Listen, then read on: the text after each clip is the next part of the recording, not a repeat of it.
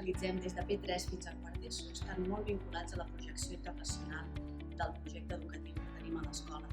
La internacionalització del centre, a través de programes Erasmus, de programes Twinning, d'intercanvis escolars amb altres escoles europees, han estat un factor clau per a la transformació educativa a la nostra escola. En Rapsa fue Embajadores y aquí son los encargados de aprender cosas sobre la Unión Europea y transmitirlas al resto de la comunidad educativa.